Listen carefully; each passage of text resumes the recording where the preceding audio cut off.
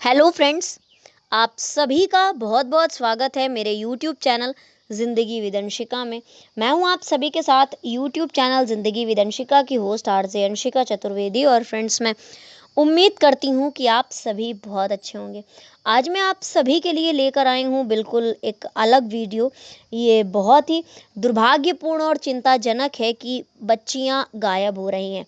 बहराइच में कतरनिया घाट के जंगल से सटे आधा दर्जन गांवों में दहशत गहराती रही और वहां के पुलिस प्रशासन के जिम्मेदार लोग हाथ पर हाथ धरे बैठे रहे।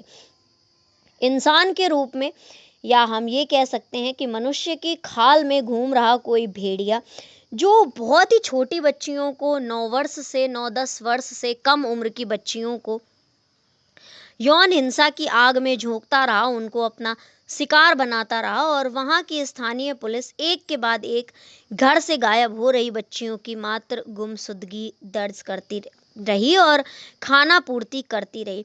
पिछले 30 मई से लेकर, यानी कि 30 मई 2025 से लेकर 2 जुलाई 2025 तक 7 बच्चियां इस जो ये मनुष्यों की खाल में जो ये भेड़िया घूम रहा था उसकी विकृत मानसिकता की शिकार बन गई।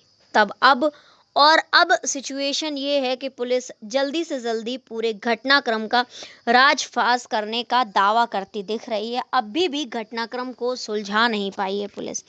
अगर पुलिस वालों ने ये कोशिश पहली या दूसरी वारदात के समय ही किया था, क्योंकि 30 मई से लेकर 2 जुलाई तक 1 महीने से ज़्यादा का समय हो गया है और इस बीच उस नर भेड़िए ने अपनी विकृत मानसिकता के चलते 7 बच्चियों को अपनी यौन हिंसा का शिकार बना डाला है।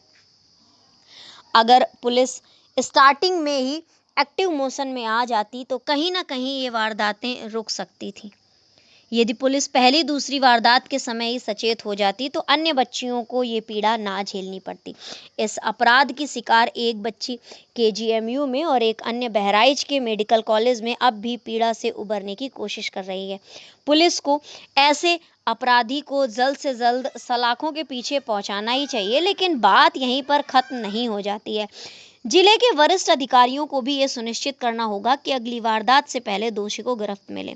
साथ ही उन अन्य स्थानीय पुलिस वालों को भी समुचित रूप से दंडित करने की कोशिश करें, क्योंकि उनको दंडित करना ही चाहिए, क्योंकि उनकी काम ना करने की वजह से, उनके एक्शन ना लेने का दंश, उनका काम ना करने की वजह से ही बच्चियों को इन परेशानियों का सामना करना पड़ा है। मैं बस इतना ही कहना चाहूँगी अपने ऑडियंस से कि इस तरह की घटनाएं अगर आपके पास हो रही हैं तो स्थानीय शासन प्रशासन के साथ साथ कहीं ना कहीं हम सभी को सचेत रहने की आवश्यकता है। ज़रूरी है अपनी बच्चियों की सेफ्टी, और कहीं ना कहीं हम सभी को सचेत रहने की आवश्यकता है। तो फ्रेंड्स, बस इतनी सी थी ये जानकारी। Thank you so much. Thanks for watching and thanks for supporting. Bye bye and take care.